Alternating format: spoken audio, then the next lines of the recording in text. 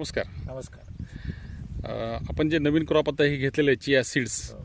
या संदर्भात थोडीशी माहिती पाहिजे आणि आपला परिचय द्या आणि माहिती सांगायची. हो. मी सुभाष कालेवाड, राहणार रंदेगाव, तालुका हिमायतनगर, जिल्हा नांदेड. मी पहिल्यांदाच हे चिया सीड थोडा एक प्रायोगिक तत्वावर अमेझॉनवरून सीड मागवले होते आणि ते 10 गुंठे असेल नाही. हो, एक 10 गुंठे प्लस दिसते क्षेत्र सगळं. हो.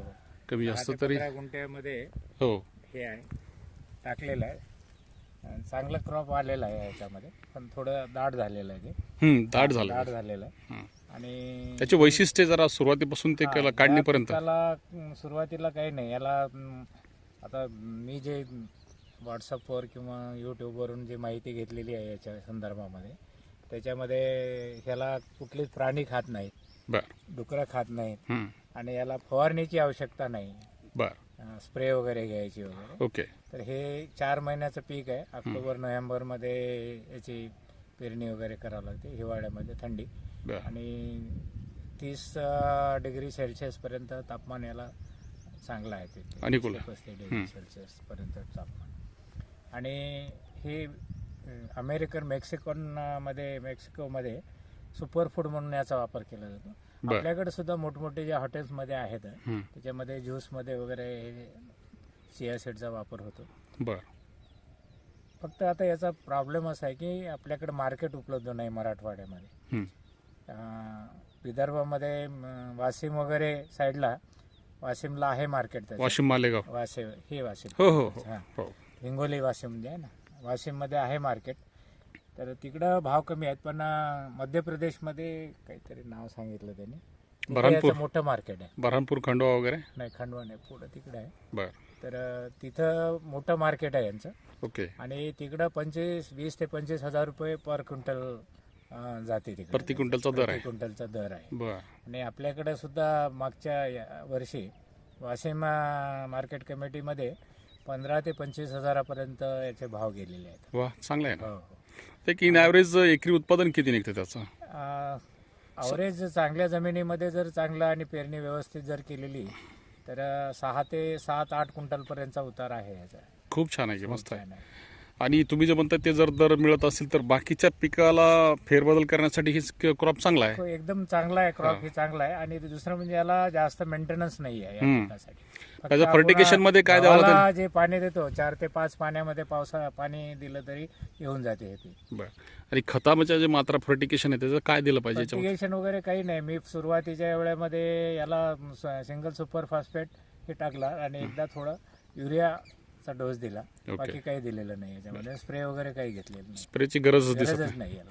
आणि जरा कुठले रानटी जनावर पण खात नाहीत रानटी जनावरं खात नाही, माकडं खात नाही, वानर खात नाही, डुकरं खात नाही, जनावरं खात नाही. बरोबर. पण तेच खात नाही. छान वाढलं एकदम मस्त पैकी. छान झालेलं. हाईट चांगली आलेली.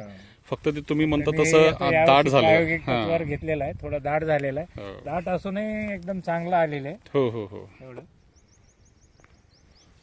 तर यावर्षी किती म्हणजे उतार येते बघूया ह्याच्यामध्ये. बघूया आता. ट्रायल तर केली तुम्ही, आता काय काय ते बघू आता. पण एक रब्बीमध्ये आपल्याला रब्बीला इतर म्हणजे इतर पिकांपेक्षा गव्हापेक्षा पर्यायी पीक म्हणून याचा उपयोग चांगला होऊ शकतो. करता येईल. बरोबर. पण ऊसामध्ये आता ही काही रोप लागवड आहे का आपल्या इकडची बाजूची? ऊसामध्ये ही जोडवळ आहे. लावलेला आहे. आणि हे पीक जर आपल्याला घ्यायचं जर झालं त्याची नवीन ऊसामध्ये सुद्धा आपण आंतरपीक घेऊ शकतो. बरोबर आहे. आणि ते काय त्याला साईडला ब्रांचेसच नाहीत ना? साईडला ब्रांचेस नाही आहेत. सरळ वाढणार आहे. 2 तास आपण 5 फुटाच्या सरीमध्ये 2 तास जरी पेरले आपण तरी चिया सीड येऊन जाते. बरोबर. आता हे सोयाबीन तुम्ही उन्हाळी आंतरपीक केलं का याच्यात? किती आहे 2 ओळीतलं अंतर ऊसातलं? 2 हे 3 फूट आहे. 2 तासामध्ये म्हणजे ही जोडवळ केली तुम्ही? जोडवळ केलेली आहे 3 फुटामध्ये.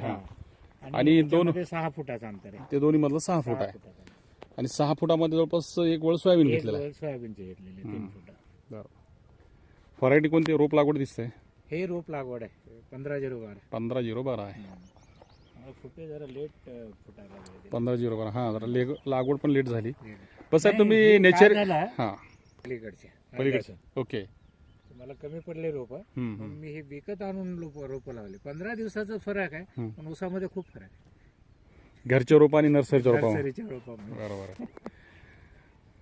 तर तुम्ही आता सर मला एक विचारायचं, नेचर केअरची उत्पादनं किती वर्षाला वापरतात आणि नेचर केअरचे उत्पादन वापरून? 6-7 वर्ष झालं हां, नेचर केअरचे उत्पादन वापरतो. बरं. त्याच्यामध्ये काय वाटलं आपल्याला वापरल्यानंतर?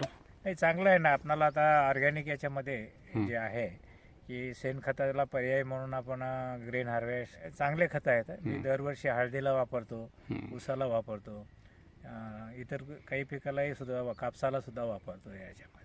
त्याचे फीडबॅक तुम्हाला काय वाटले? एकदम चांगला आहे बरं. आणि पेंडयुक्त खत असल्यामुळे हे, आणि एकदम शेणखताला जे शेणखत नाही आहेत म्हणजे कर्म हे जे कमी आहे, सेंद्रिय कर्ब. सेंद्रिय कर्ब कमी आहे, त्या जमिनीसाठी हे एकदम चांगले उत्पादन आहे. ओके सर, शेतकऱ्यांना काय सांगाल आपण, बाकीचा संदेश आपल्याकडे? शेतकऱ्याला मला हे सांगायचं आहे की आपल्याकडे आता जनावरं कमी झालेले आहेत, त्याच्यामुळे आपण शेणखताचा वापर जमिनीला कमी केलेला आहे. त्यामुळे सेंद्रिय कर्ब आपल्या जमिनीतला खूप कमी झालेला आहे. बरोबर. त्याच्यासाठी आपण जर हे पेंडयुक्त खतं जर वापरली पिकाला तर आपल्या जमिनीचा पोत बी चांगला राहील, सेंद्रिय कर्ब वाढेल आणि पिकं सुद्धा चांगली येतील त्याच्यामध्ये. अगदी बरोबर सर, कारण जमीन आपली पहिले सशक्त करणं गरजेचं आहे. जमीन आपली सशक्त झाली की आपली जमीन कुठल्याही पिकाला दाद देईल आणि पीक चांगलं जोरदार येईल आणि आपलं उत्पादन चांगलं मिळेल. ओके सर, तुम्हाला भेटून छान आनंद वाटला. धन्यवाद. धन्यवाद सर. नमस्कार. नमस्कार सर, आत्ता जे आपण प्लॉटवर उभे आहेत, या प्लॉट संदर्भात थोडक्यात माहिती द्या आणि आपला परिचय द्या सर. मी सुभाष कालेवाड. मी पूर्वी महावितरणमध्ये जनरल मॅनेजर होतो, आता रिटायर झालो. शेती करतो गेल्या 2017 पासून. Okay sir. आणि जवळपास 7-8 वर्षापासून माझा ऊस लागवड असते माझ्याकडे. दरवर्षी 4-5 एकर ऊस असतो. यावर्षी कमी आहे, पण हा जो प्लॉट आहे हा गेल्या वर्षी मी 10,001ची रोपं लावलेली होती. आणि बाजूला एक 15-0-12ची सुद्धा आहेत, काही थोडे आहेत. 15-0-12 पण दिसते. हां, 15-0-12 आहे आणि ही 10,001 आहे. तर ह्या याच्यामध्ये मागच्या वर्षी 45 गुंठे जमीन आहे. 45 गुंठ्यामध्ये जवळपास 75 ते 80 टनाच्या जवळपास मला ऊसाचा उतार आलेला आहे. जोरदार मिळाला सर. म्हणजे काय म्हणतो आपण, पूर्व हंगामी लागवड होती. याची रोपं लागवड होती आणि याची रोपं मी उमरखेडून आणलेली होती.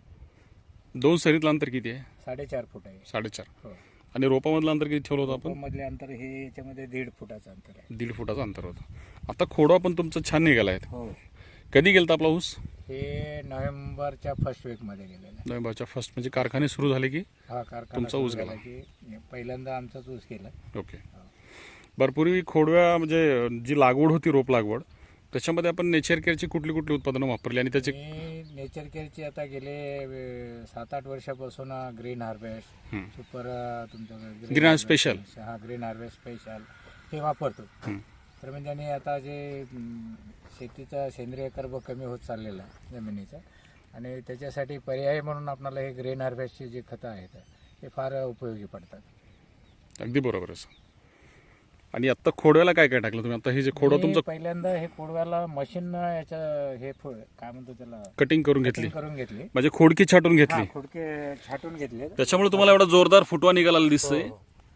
खोडकी छाटलेली आहे ना? खोडके छाटलेत पूर्ण मशीननं. त्याच्यानंतर याच्या बगला आमच्या ट्रॅक्टरने, छोट्या ट्रॅक्टरनं बगला फोडून घेतले. बर. आणि त्याच्यामध्ये सरीमध्ये बगला जे फोडल्या त्याच्यामध्ये खत टाकलेलं आहे. काय काय टाकलं? हार्वेस्ट टाकलेलं आहे 10-26. एकरी ग्रीन हार्वेस्ट किती वापरतो आपण? मी एकरी 4 ते 5 बॅग वापरतो ग्रीन हार्वेस्ट. बर. आणि 10-26 वगैरे? 10-26चे 2 बॅगा वापरले. बर. आणि युरियाचा 1 बॅग वापरले. हे सगळं बगला फोडताना? बगला फोडून त्याच्यानं टाकून दिलेलं आहे. ठीक आहे सर. म्हणजे काय म्हणतात ते, आपण कायम आमचे माने पाटील सर म्हणत असतात की खोडवा म्हणजे लागणीला लाजवल असा खोडवा आला पाहिजे. तर त्या पद्धतीमध्ये आपल्याला हे एकंदरीत दिसते सध्या चित्र. हो, बघा ना किती सुंदर निघालेत. आणि म्हणजे फुटवे छान आहेत, वाढही चांगल्या, काळोखी छान आहे. हो हो, मर नाही कुठंच मर नाही. हो, अजून फुटवे निघण्यावरच आहे.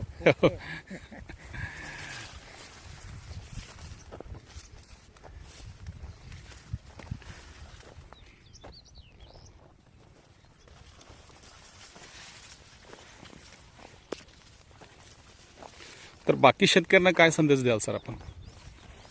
बाकी शेतकऱ्यांच्यासाठी मला हे सांगणं आहे की शेती जे आपण म्हणतो की नाही परवडणारी नाही वगैरे, पण वेळेवर जर शेती केली, वेळेवर त्याचं व्यवस्थापन जर केलं तर शेतीचे इतर इन्व्हेस्टमेंटपेक्षा शेतीमध्ये इन्व्हेस्टमेंट करणं खूपच फायदेशीर आहे. बरोबर. आहे की नाही? तर मी माझ्या मुलांना सुद्धा सांगतो, तुम्ही शेअर्समध्ये याच्यामध्ये जे इन्व्हेस्टमेंट करतात तिकडे 10-15% होते, इकडे 50% तुम्हाला हे मिळू शकते शेतीमध्ये इन्व्हेस्ट. रिटर्न मिळू मी शकतं. माझी स्वतःची शेती व्यतिरिक्त दुसरी 7-8 एकर शेती करतो. बर सर. टोटल क्षेत्र किती मग आपलं पूर्ण? माझं पूर्ण 13 एकर आहे इथं, माझी स्वतःची. दुसऱ्याची एक 7-8 एकर मी जमीन करत असतो. जवळपास 20-22 एकर जमीन तो पूर्ण. हो. खूप छान सर. ओके, आपल्याला भेटून आनंद झाला सर. धन्यवाद. धन्यवाद.